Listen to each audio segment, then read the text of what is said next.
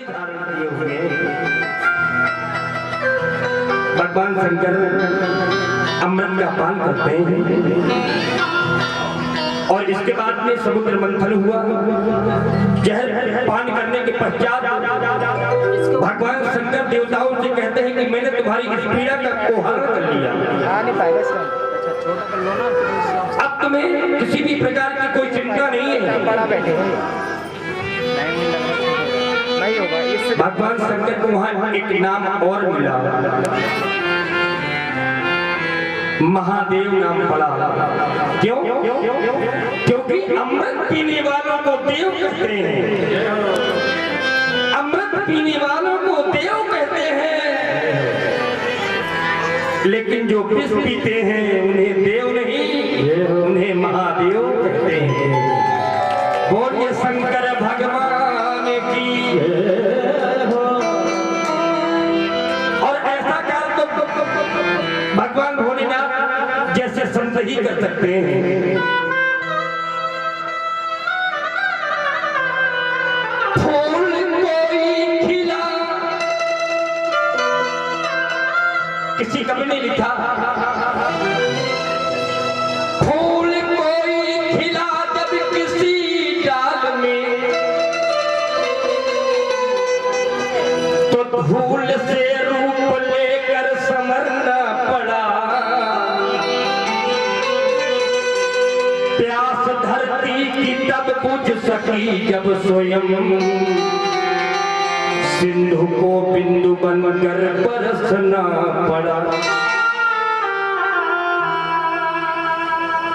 शुद्धता स्वर्ण की तब प्रमाणित हुई, सोने की शुद्धता का ज्ञान तभी होता है मेरे भाई बहन, सोने की शुद्धता का ज्ञान तभी होता है जब सोने को तपाया जाता है। शुद्धता स्वर्ण की तब प्रमाणित हुई, अग्नि में तप्त होकर निखरना पड़ा। विश्व में जब महादेव कोई बना,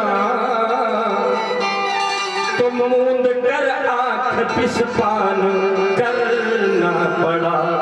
मूंद कर आंख विषपान करना पड़ा। समुद्र मंथन हुआ तो आगे उच्चश्रवा नाम का घोड़ा निकला, जिसे राजा बलि को दे दिया गया। समुद्र मंथन आगे बढ़ा तो चंद्रमा निकला, जिसे भगवान शिव ने अपने मस्तक पर धारण कर लिया। समुद्र मंथन आगे बढ़ा तो ऐरावत हाथी निकला, जिसे इंद्र को दे दिया गया। समुद्र मंथन और आगे बढ़ा तो एक गाय निकली, जिसका नाम कामधेनु है, और ऋषियों को सौंप दी गई। समुद्र मंथन आगे बढ़ा तो कौस्तुभ निकली, जिसे भगवान श्री नारायण ने अपने हृदय में धारण कर लिया। ब्रह्मादिक अप्सराओं का भी प्रादुर्भाव हुआ उस समुद्र मंथन से, जिन्हें इंद्र लोक में निवास दे दिया गया। समुद्र मंथन आगे बढ़ा तो लक्ष्मी जी का प्रादुर्भाव हो गया।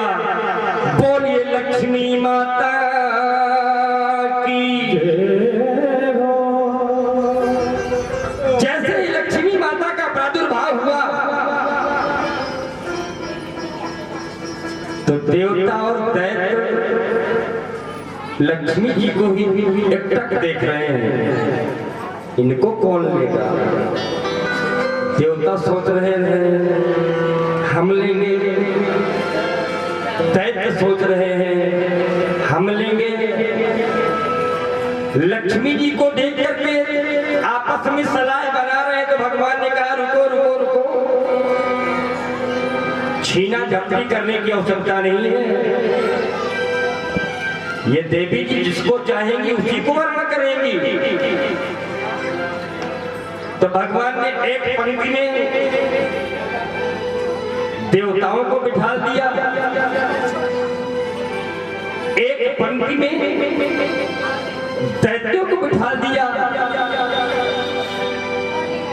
और एक पंक्ति में महात्माओं को बिठा दिया। बहुत से संत महात्मा भी थे। अब लक्ष्मी जी जयमाला लेकर के आगे बढ़ रही हैं।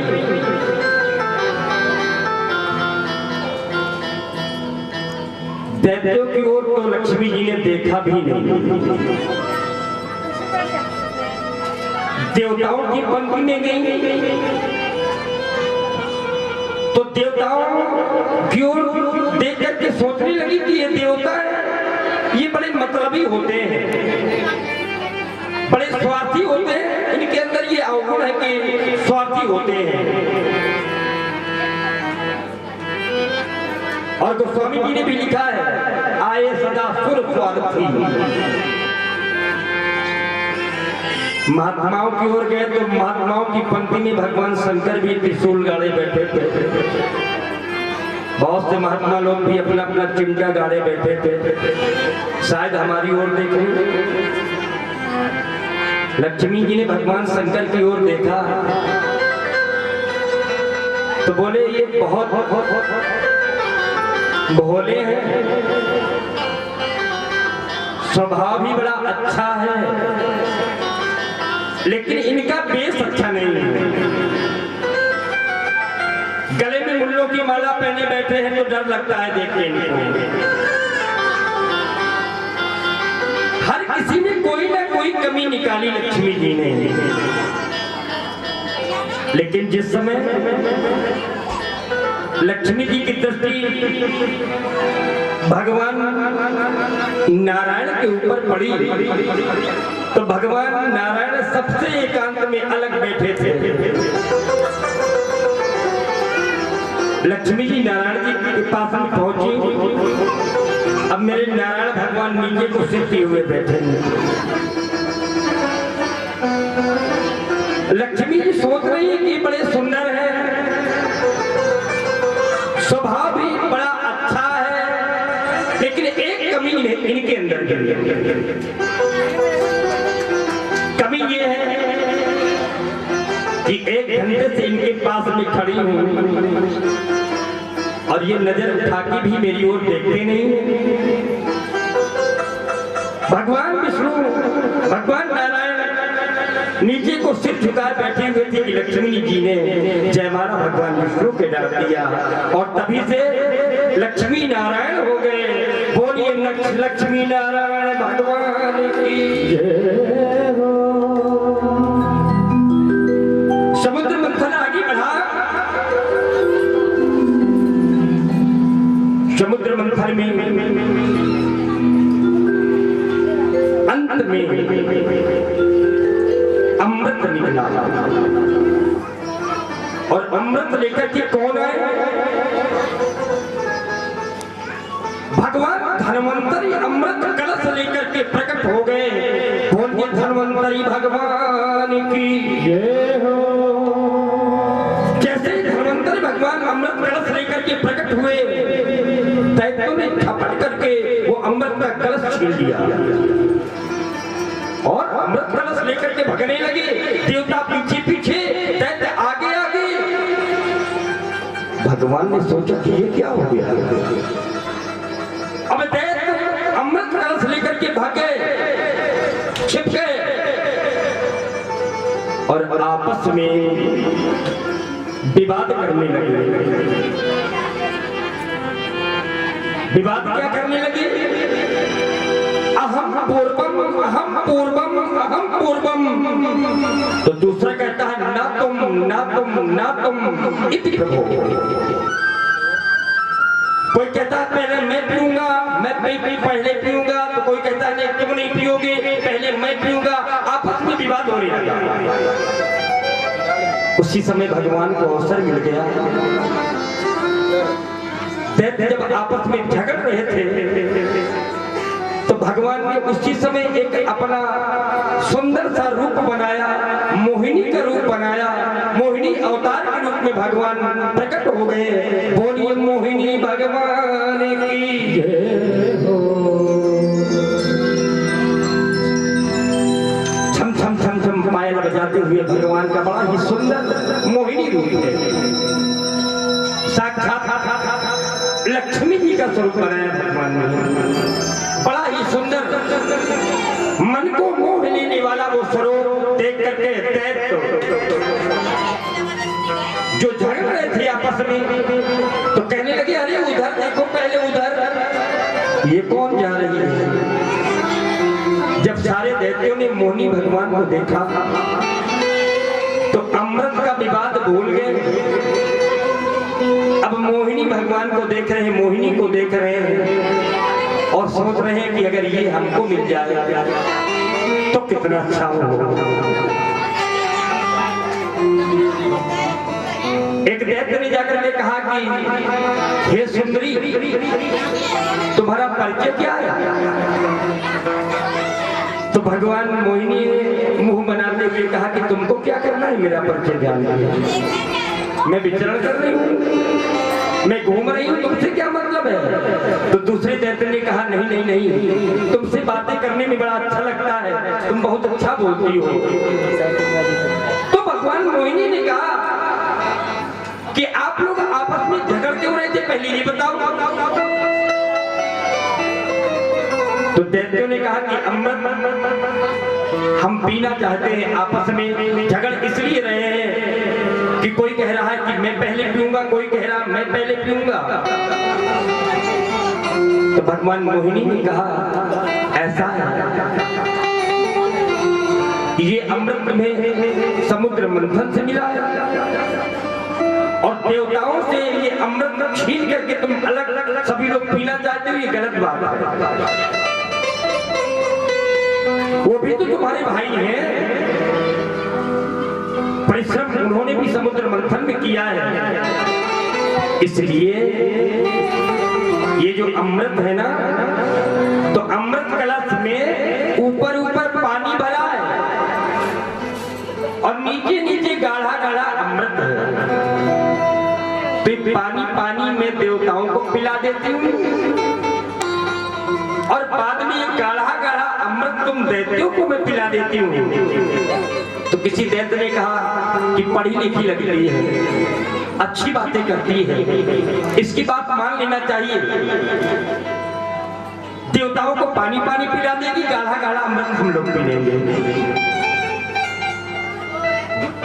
इतने में देवता आ गए तो देवताओं को एक पंक्ति में भगवान ने बिठाला और एक पंक्ति में, एक लाइन में दैत्यों को बिठाला और भगवान अमृत कलश लेकर के जब देवताओं को परोसने लगे, पिलाने लगे, तो भगवान देवताओं को अमृत परोस रहे हैं और पीछे की पंक्ति में जहाँ दैत्य बैठे हुए हैं, पीछे की पंक्ति में मुस्कुरा करके देखते जा रहे हैं। मोहिनी भगवान के मुस्कुराने में दैत्य लोग इतने मगन हो रहे हैं कि ये दैत्य भूल गए कि हमें अमृत भी पीना है। भगवान देवताओं को अमृत पिला रहे हैं, अमृत पिलाते जा रहे हैं, देवता पंक्ति में बैठे हुए हैं। इतने में एक दैत्य ने सोचा कि दाल में कुछ काला समझ में आ रहा है। उस दैत्य का नाम था स्वभनी। स्वभनी नाम का दैत्य देवताओं की पंक्ति में जाकर के बैठ गया। कहाँ बैठा? सूर्य और चंद्रमा के बीचों बीच बैठ गया। भगवान दैत्यों की ओर देख करके मुस्कुरा रहे हैं, अमृत पिलाते जा रहे हैं। सूर्य और चंद्र समझ गए कि ये दैत्य आकर के बैठ गया। भगवान ने उस दैत्य को अमृत पिला दिया। तो सूर्य और चंद्र कहते हैं कि नहीं नहीं नहीं नहीं नहीं नहीं। तो भगवान ने देखा कि क्या हो गया। भगवान ने देखा कि दैत्य अमृत पी गया। भगवान ने चक्र निकाला और उस दैत्य का सिर छेदन कर दिया। वो स्वभनी नाम का दैत्य तो टुकड़ों में विभाजित हो गया, जो राहु केतु के रूप में आ गए, सूर्य और चंद्र को ग्रहण करने लगे। अब यहां पर प्रश्न आता है कि राहु और केतु सूर्य और चंद्र का ग्रहण क्यों करते हैं? भाई और किसी देवता का ग्रहण करें और किसी ग्रह का ग्रहण करें, लेकिन सूर्य और चंद्र का ग्रहण क्यों करते हैं? इसीलिए कि जब भगवान अमृत परोस रहे थे तो भगवान को ये जानकारी देने वाले ये सूर्य और चंद्र ही थे। सिर्फ छेदन किया उस दैत्य का तो राहु केतु के रूप में परिवर्तित हो गए। जब वो दैत्य स्वभनी नाम का जो दैत्य था, उसके जब दो टुकड़े हो गए तो सिर अलग हो गया, धड़ अलग हो गया, तो उसने अमृत पी लिया था। बहुत ध्यान से सुनिएगा आप लोग, क्योंकि बहुत महत्वपूर्ण बात बताने जा रहे हैं। जिस समय उस दैत्य के दो टुकड़े हुए, अमृत पी लिया था उसने, तो कुछ अमृत मुख से नीचे गिरा, कुछ अमृत गले से नीचे गिरा। तो जो अमृत मुख से नीचे गिरा, गले से नीचे गिरा, वही अमृत लहसुन प्याज के रूप में औषधि बन गई। और इसीलिए लहसुन प्याज ये भोजन में डालना वर्जित है, क्योंकि ये बमन से इनका जन्म है। इसलिए लहसुन प्याज से बना हुआ भोजन ये भगवान के प्रसाद के रूप में नहीं प्रयोग होता है। भाई लोग कहते हैं कि लहसुन प्याज क्यों वर्जित है, तो कोई कह देते हैं कि वो तामसी होता है। तामसी होता है ना, मिर्च से ज्यादा कुछ तामसी होता है। मिर्च तो सबसे ज्यादा तामसी है, लेकिन क्योंकि लहसुन प्याज का जन्म बमन से है, दैत्य के गले से निकला हुआ अमृत, मुख से निकला हुआ अमृत लहसुन प्याज के रूप में परिवर्तित हुआ। इसीलिए लहसुन और प्याज को अमृत के समान औषधि माना जाता है। कोई बीमारी होती है तो लोग कहते हैं ना कि बासी मुंह तो लहसुन की जवें खा दीजिए, है ना। तो ये क्योंकि अमृत से जन्म है इनका, इसलिए अमृत तुल्य औषधि इन्हें कहते हैं। बोलिए नारायण भगवान की जय हो। देवताओं ने अमृत पिया और दैत्यों को अमृत नहीं मिला। देवता अमृत पी करके बलिष्ठ हो गए, देवता अमृत पी करके बलिष्ठ हो गए। समुद्र मंथन का उद्देश्य जो था भगवान का वो पूरा हुआ। समुद्र मंथन से भगवान ने जो सोचा था कि देवताओं को अमृत पिलाएंगे, समुद्र मंथन के पश्चात भगवान का उद्देश्य पूरा हुआ। देवता बलिष्ठ हुए। देवताओं और दैत्यों का जब युद्ध हुआ, देवासुर संग्राम के रूप में जाना गया। युद्ध हुआ तो क्योंकि देवता बलिष्ठ थे, अमृत पी चुके थे, इसलिए दैत्यों की पराजय हुई, देवताओं की विजय हुई। देवता पुनः अपने सिंहासन को प्राप्त करते हैं, इंद्र पद प्राप्त करते हैं।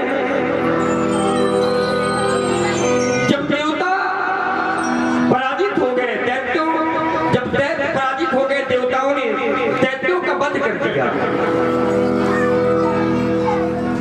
जब वध कर दिया, दैत्य मारे गए, तो दैत्यों के जो गुरु जी हैं शुक्राचार्य जी, मृत संजीवनी विद्या के द्वारा दैत्यों को पुनः जीवन दान देते हैं, जीवित करते हैं। तो दैत्यों के राजा बलि, दैत्यों के राजा बलि गुरु शुक्राचार्य जी कहते हैं कि देवता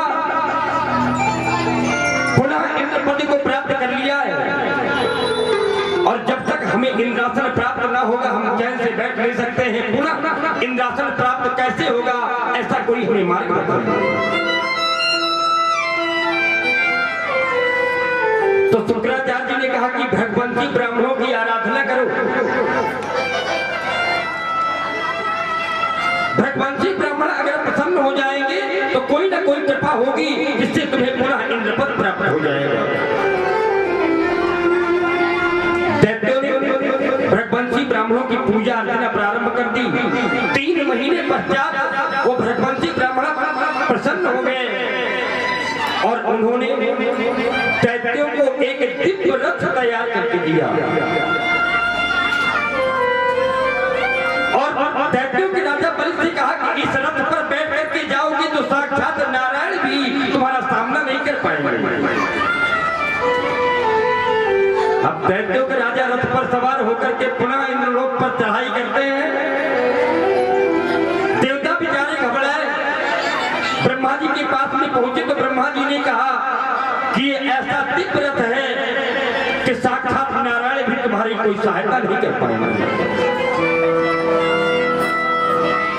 एक बार देवता पुनः पराजित हो गए और दैत्यों के राजा बलि पुनः इंद्रासन को प्राप्त करते हैं।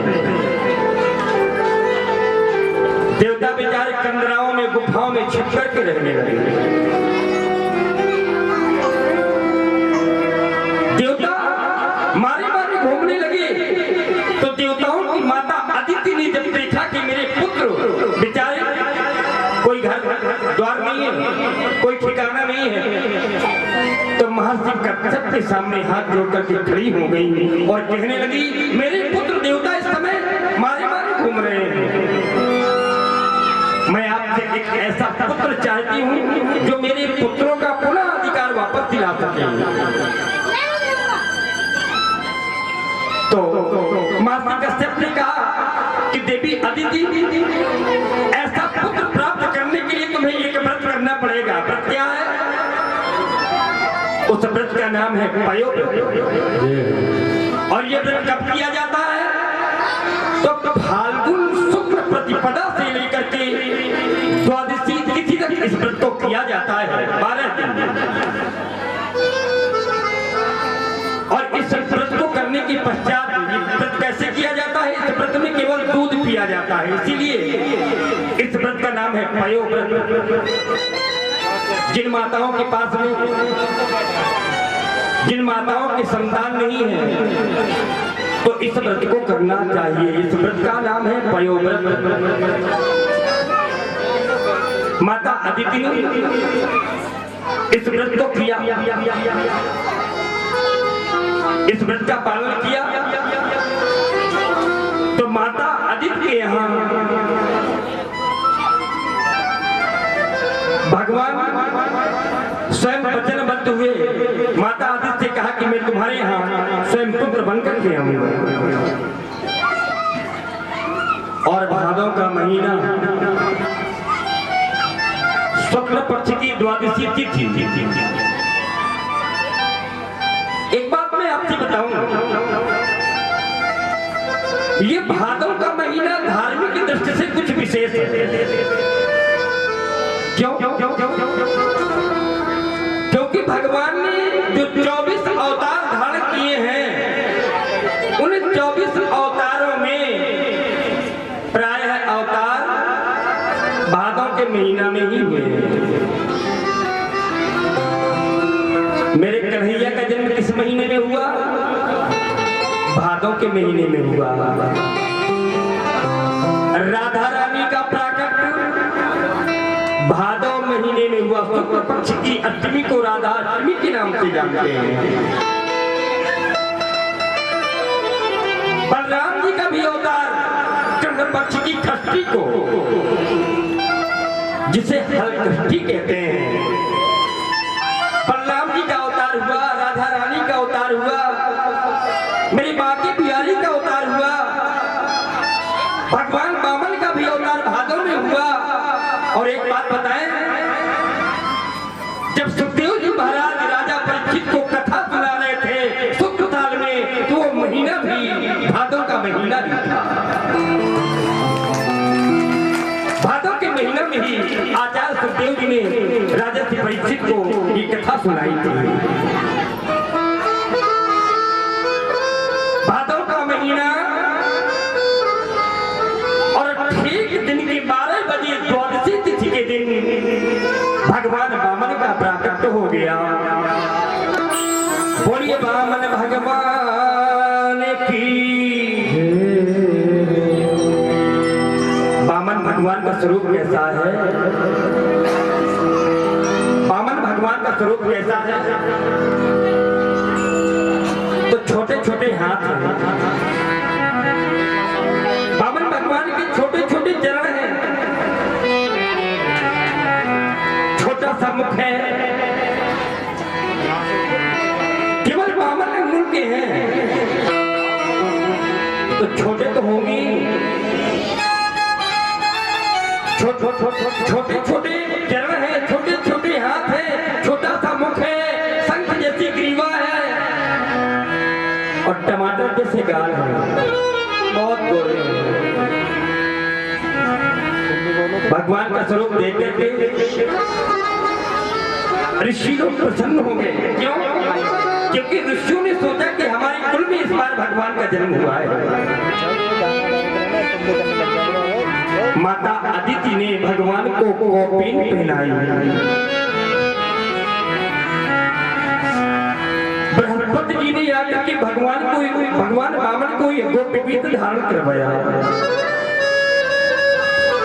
दिशाओं के स्वामी ने भगवान वामन को आकर के छत्र प्रदान किया। सप्त ऋषियों ने कमंडल प्रदान किया और कुबेर जी ने आकर के भिक्षा पात्र प्रदान किया। भगवान वामन का यज्ञोपवीत संस्कार बृहस्पति जी ने कराया। तो ब्राह्मणों में आज भी परंपरा है कि जब ब्राह्मण बालक का यज्ञोपवीत होता है तो 5 घरों से जाकर के वो भिक्षा लेकर के आता है।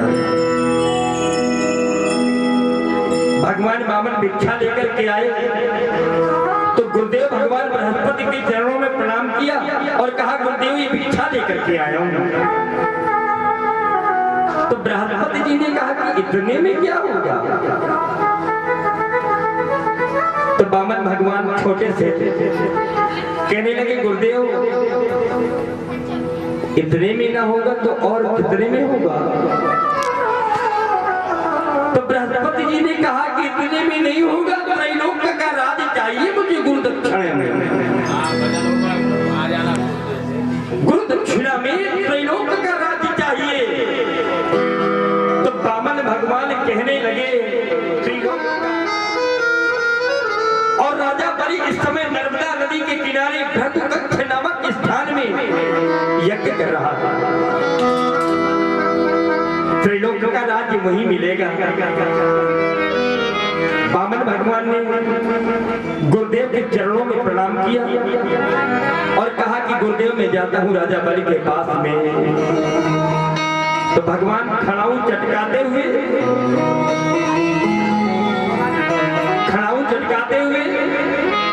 और राजा बलि के समीप में जाने का उपक्रम करने लगे। बेस वामन को बनायो बिहारी जी ने, हाँ बिहारी जी ने, ओ बिहारी जी ने, हाँ बिहारी जी ने, ओ बिहारी जी ने, बेस वामन को बनायो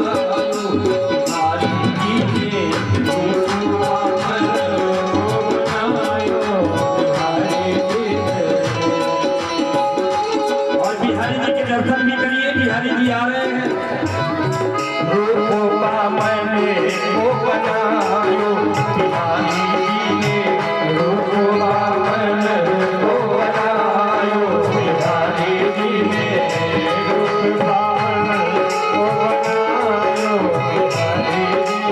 हाँ बिहारी जी ने, ओ बिहारी जी ने, हाँ बिहारी जी ने, ओ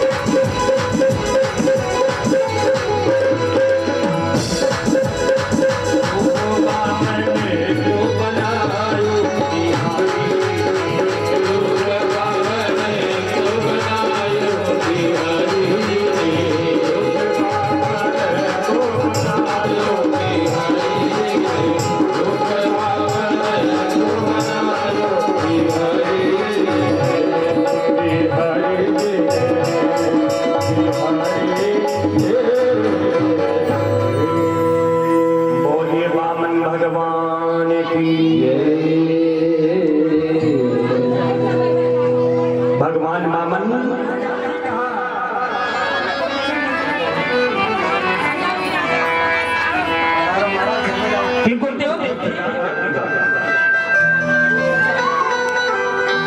भगवान वामन कहने लगे राजा बलि, हम तो तुम्हारा नाम सुन करके आए हैं और हम ये जानते हैं, हमें मालूम है कि तुमसे बड़ा इस संसार में कोई दानी नहीं है। तुम्हारा बड़ा नाम सुन करके आए हैं, तुम इतने बड़े दानी हो, हमने सोचा तुम्हारे दर्शन कर आए। राजा बलि ने कहा, आप मेरे यज्ञशाला में पधारे हैं तो मैं आपको कुछ न कुछ देना चाहता हूं। आप अपने छोटे छोटे चरणों से चल करके मेरी यज्ञशाला तक आए हैं प्रभु, बताइए मैं आपकी क्या सेवा करूं,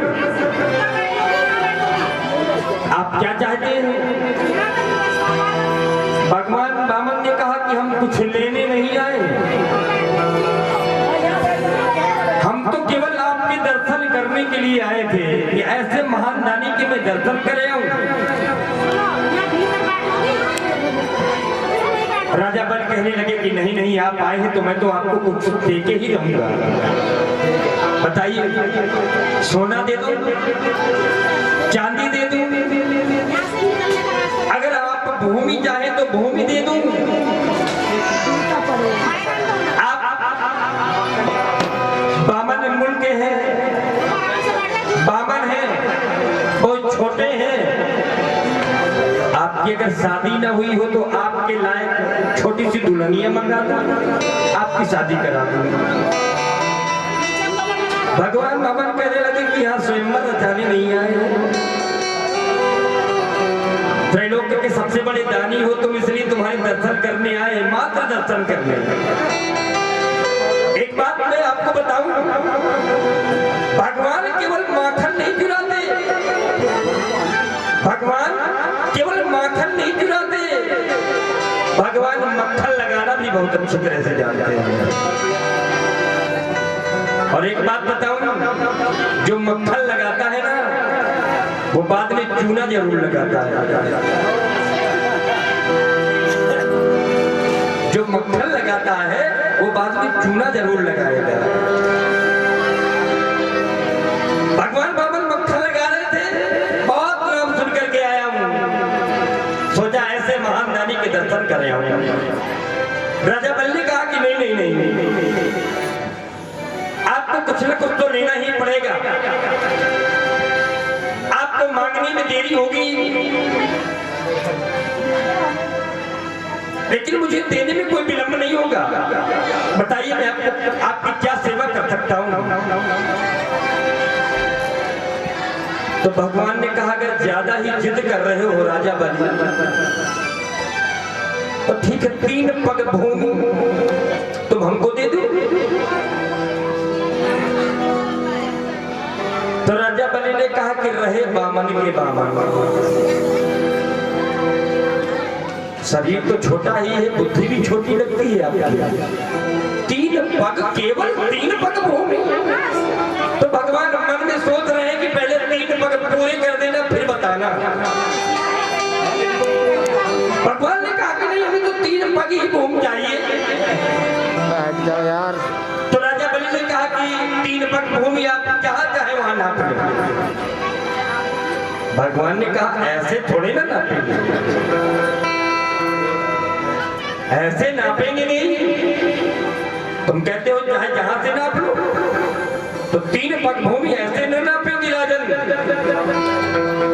हम ब्राह्मण लोग हैं और ब्राह्मणों का एक सिस्टम होता है, दान के पहले संकल्प होता है, पहले संकल्प लेना चाहिए तुम्हें। ये चर्चा चल रही थी कि शुक्राचार्य जी के कान खड़े हुए, दाल में काला है, दाल में कुछ न कुछ काला है, संकल्प की बात आ गई। तो शुक्राचार्य ने ध्यान लगा करके देखा कौन है, तो जैसे ही ध्यान लगा करके देखा, अरे ये तो साक्षात विष्णु। तो शुक्राचार्य ने राजा बलि से कहा कि राजन सावधान। तो राजा बलि ने कहा क्या हुआ? बोले ना ये बामन है ना तिरपन है, ना ये बामन है ना ये तिरपन है, ये तो साक्षात विष्णु है। ऐसा पैरोचने साक्षात भगवान विष्णु रबिया कश्यपाद की गिरजा को सेवा नाम कार्य शावक का। राजा बलि ये साक्षात विष्णु है, देवा नाम कार्य साधिका, देवताओं का कार्य बनाने वाला है। 3 पग भूमि में तेरा सब कुछ छीन करके ले जाए, क्या समझते हो? तुम अपने वचनों को वापस ले लो और कह दो कि मुझे तुम्हें कुछ नहीं देना। राजा बलि ने कहा कि गुरुदेव कैसी शिक्षा दे रहे हैं आप? मैं त्रैलोक का इतना बड़ा दानी और मैं अपनी बात से पलट जाऊं? आप कह रहे हैं कि साक्षात विष्णु के रूप में ही आए हैं। तो गुरुदेव इससे बड़ा मेरा सौभाग्य और क्या हो सकता है कि इस राजा के सामने साक्षात भगवान आज मांगने के लिए आए हैं। इससे बड़ा सौभाग्य मेरा और क्या हो सकता है? और आप कहते हैं कि मैं अपनी बात से पलट जाऊं, मैं संसार की दृष्टि में झूठा सिद्ध हो जाऊं? नहीं गुरुदेव, मैं ऐसा नहीं कर पाऊंगा। शुक्राचार्य जी ने कहा कि 8 स्थान ऐसे होते हैं जहां पर अगर झूठ भी बोल दो तो पाप नहीं लगता। राजा मैं तुम्हें नीति की बात सिखा रहा हूं। 8 स्थान ऐसे होते हैं जहां पर यदि झूठ बोला जाए तो भी पाप नहीं लगता। कौन कौन? स्त्री सुनर्म विवाहे प्रत्यर्थे प्राण संकटे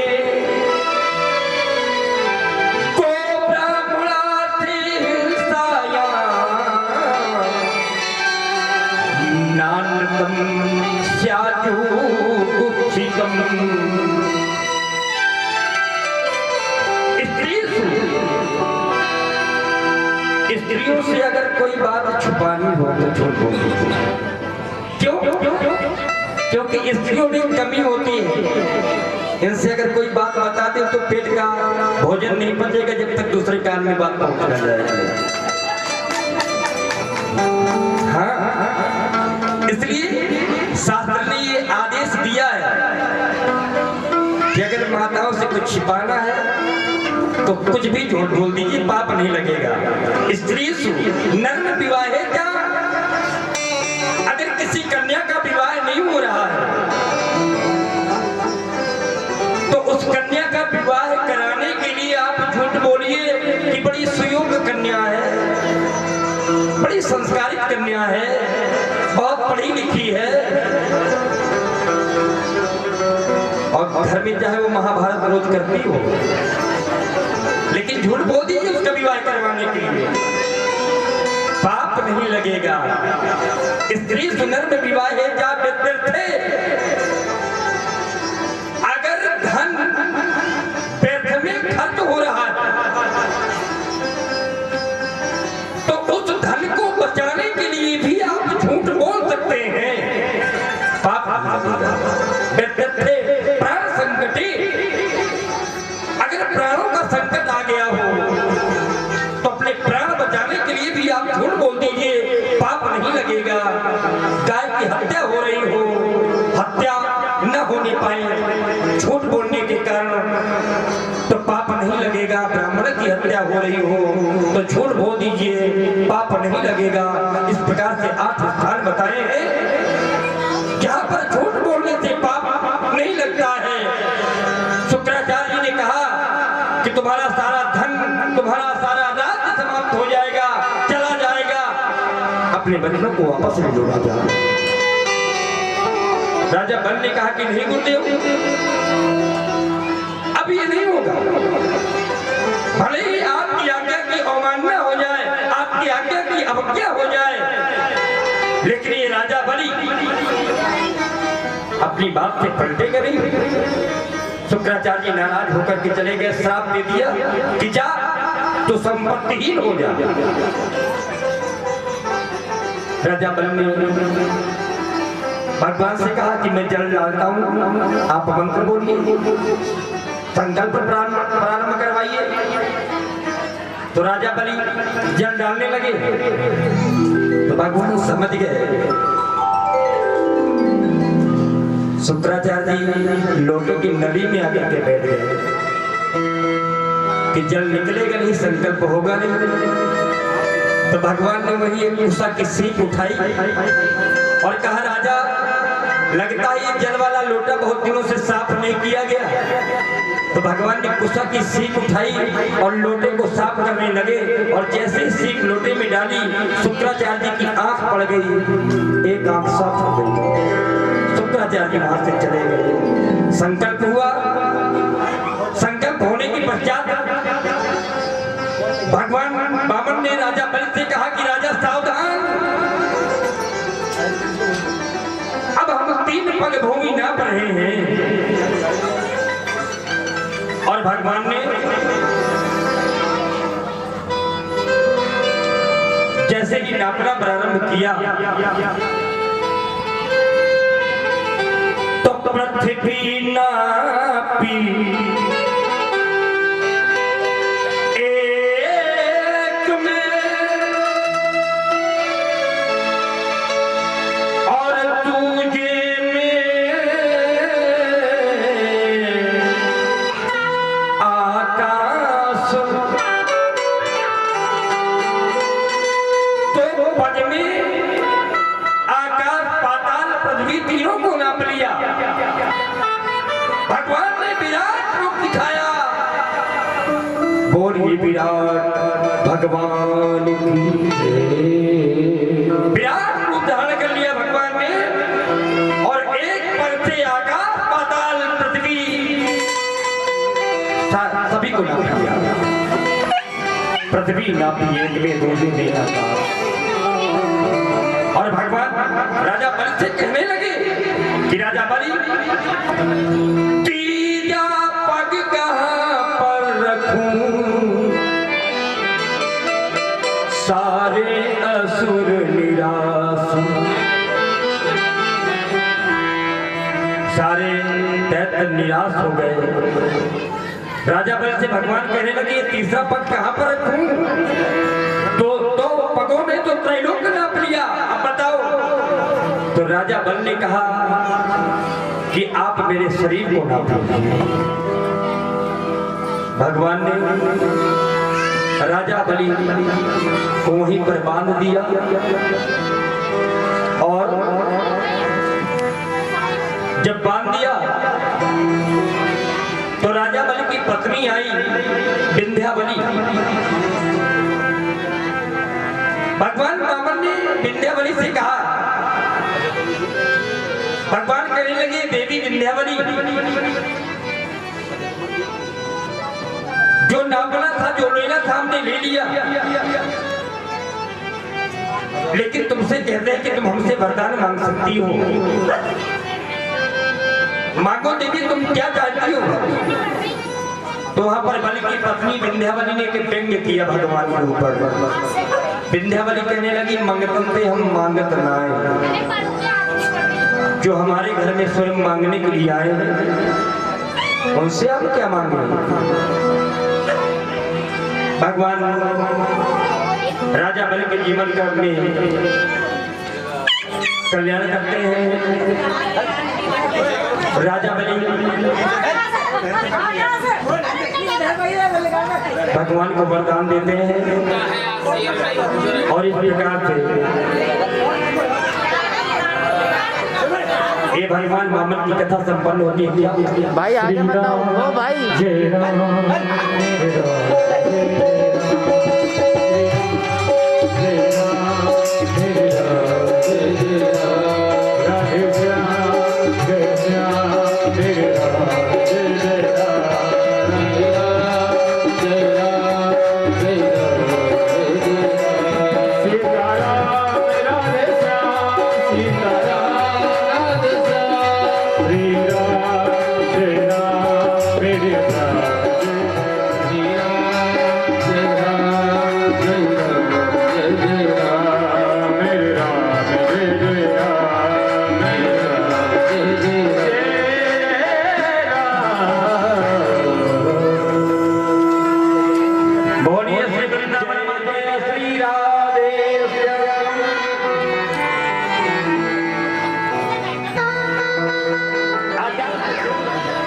तो भगवान भक्तों की रक्षा के लिए इस पृथ्वी में अवतार धारण करते हैं। दोस्तों के बिना जिससे श्रमण करो मिट जाती है।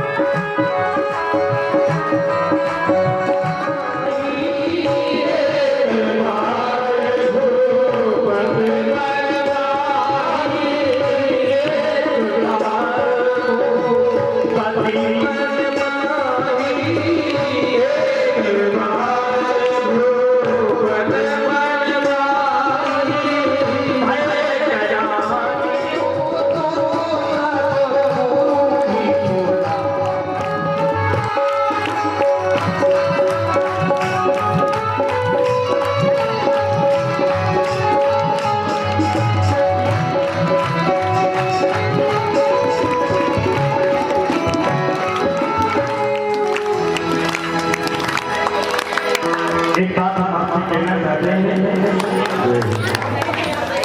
कि जो राम जी का चरित्र है, माताएं बहुत सभी माताएं हैं हमारी कथा बहुत ध्यान से सुनती हैं और हमें हृदय से आप सभी को साथ देते हैं। लेकिन निवेदन माताओं से करना चाहते हैं थोड़ा ज्यादा नहीं, थोड़ा सा कहना ये चाहते हैं कि राम जी का जो चरित्र है, राम जी का चरित्र ये परम पवित्र है।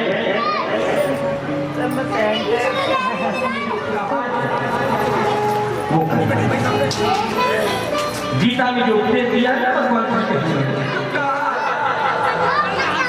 वो करना है, क्योंकि मर्यादा पुरुषोत्तम का चरित्र है। भगवान राम जी ने बताया है भाइयों का हिस्सा अभी छीना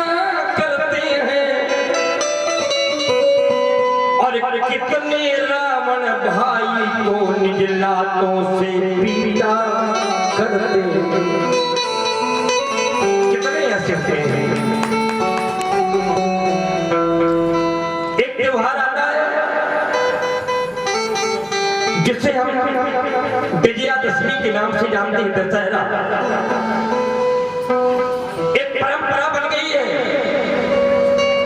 हर गांव में अब तो ये होने लगा है क्या कि दशहरे के दिन रावण का पुतला बनाते हैं। दो छोटे छोटे बच्चों को राम जी और लक्ष्मण जी बनाते हैं और उन छोटे छोटे बच्चों से जाकर के रावण के पुतला में आग लगवा देते हैं और घर में आके कहते हैं रावण मर गया। क्या रावण वास्तव में मर गया? आज की स्थिति तो ऐसी है कि घर घर में रावण है।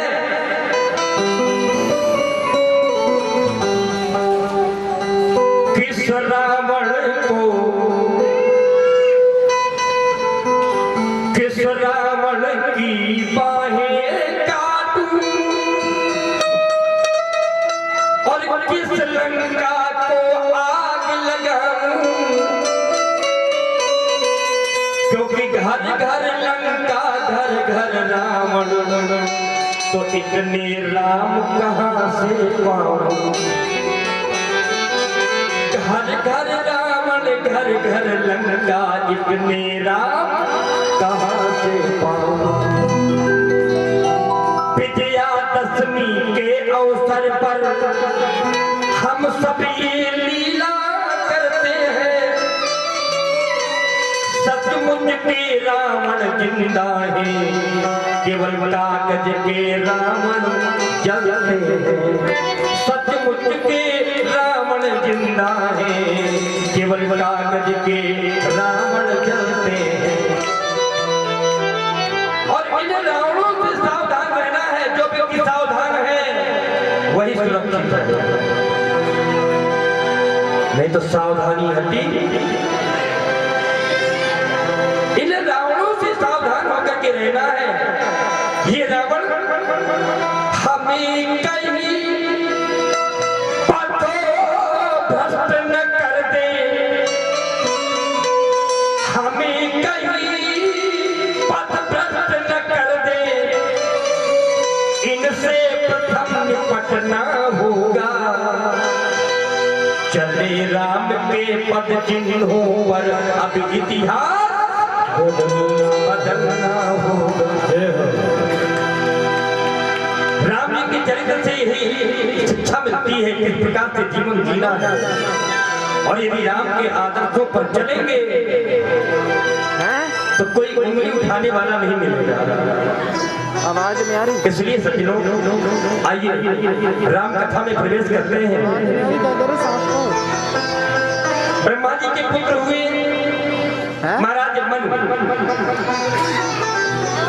आवाज नहीं, मन से इक्ष्वाक, इक्ष्वाक से कुक्ष, कुक्ष से विकुक्ष, विकुक्ष से बाण, बाण से अनंत, अनंत से तिशंकु, तिशंकु से धुंधमार, धुंधमार से यूनास, यूनास से मानधाता, मानधाता से सुसंधि, सुसंध से ध्रुवसंधि, त्रिप, भागीरथ, महाराज रघु, महाराज अज, और अज के पुत्र हुए चक्रवर्ती नरेश महाराज दशरथ। और एक दिन की बात है, महाराज दशरथ जी के मन में बड़ी व्याकुलता हुई। महाराज दशरथ सोचने लगे कि मेरा चौथा पल आ गया, कोई पुत्र नहीं है। महाराज दशरथ सिंहासन पर बैठे थे तो सिंहासन से खड़े हो गए और अपने सिंहासन को देखने लगे। सिंहासन को देख करके सोचने लगे कि आज तो मैं इस सिंहासन पर बैठा हूं, भविष्य में कौन बैठेगा, क्योंकि कोई पुत्र नहीं है। और इस सिंहासन में आज तक मेरे वंश का ही कोई ना कोई राजा बैठता चला आया है।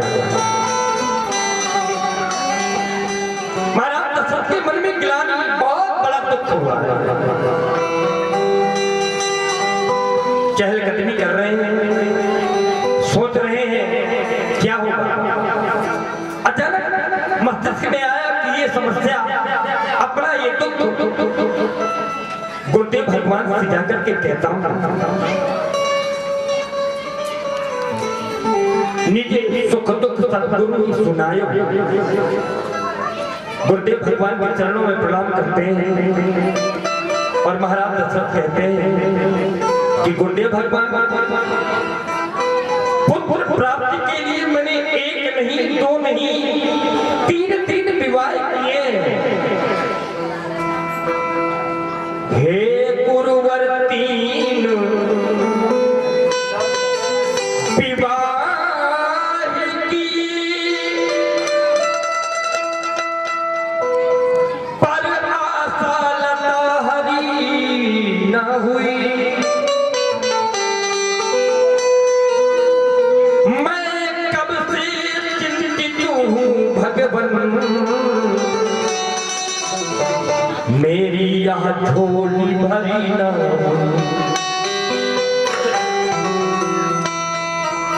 मैं ये नहीं कहता कि 2-4 पुत्र हो जाए, नहीं, ज्यादा ना हो तो एक ही हो, जो वंश चलाने वाला हो, राज्य का वो अधिकारी हो, और यश कीर्ति बढ़ाने वाला।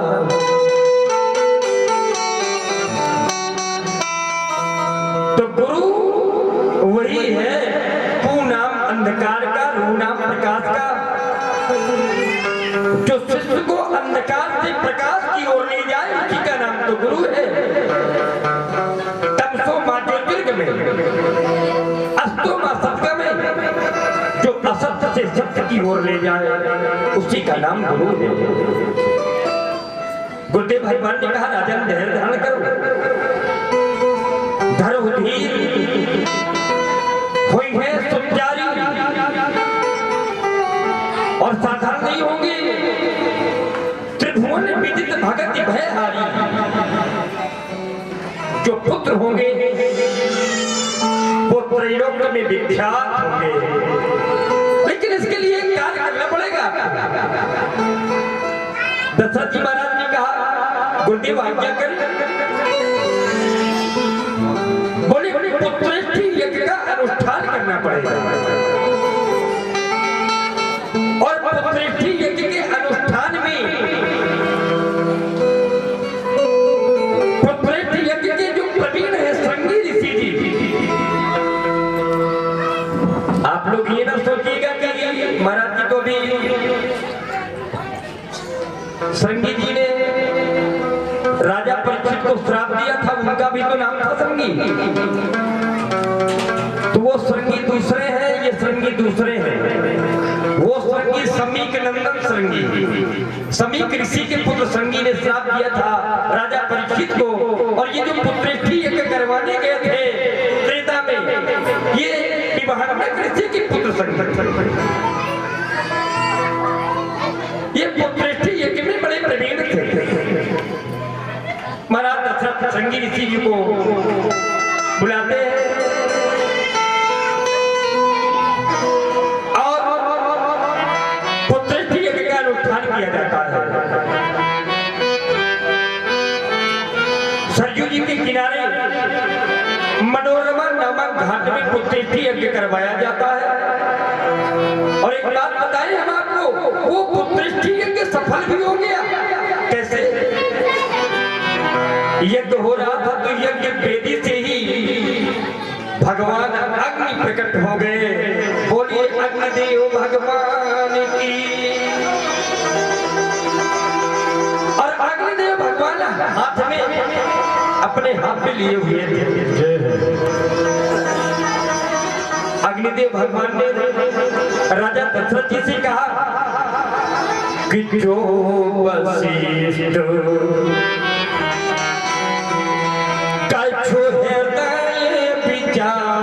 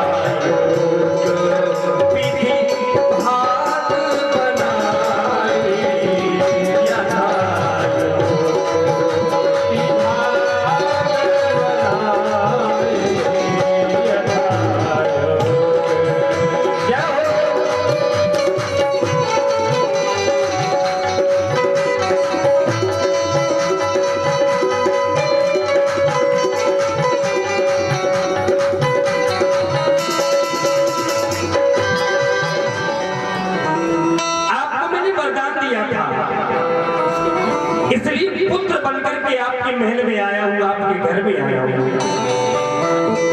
वरदान कर दिया जब मनु महाराज और शत्रुपा रानी के रूप में आपने तपस्या किया था। आपकी तपस्या को देख करके मैं प्रसन्न हुआ था, तो मैंने कहा वरदान मांगो। तो महाराज मनु ने कहा था कि चाहा हूं तुम्हें समान पुत्र, आपके समान मैं पुत्र चाहता हूं। तो भगवान कहते मैया मैंने ये कहा था कि अपने सरीखा पुत्र मैं कहाँ खोजूंगा, आप सरिस खोजो कहाँ जाई, नब तो तने हो मैं आई। मैं स्वयं ही आपका पुत्र बनूंगा और वही वरदान पूरा करने के लिए मैं आया हूं।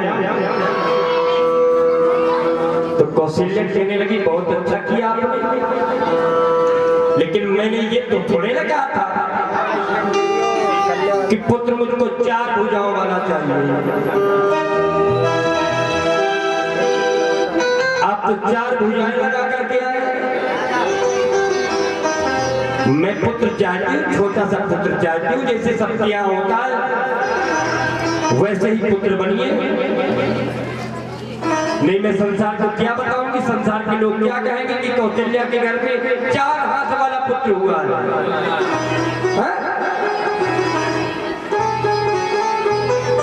मैया ने कहा तजहु तात यह रूपा,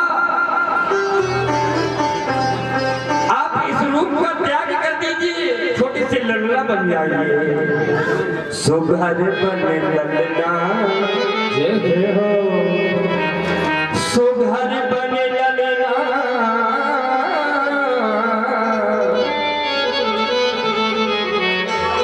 सुघर बने ललना जय हो, सुघर बने ललना, झूल प्रभु पलना सुघर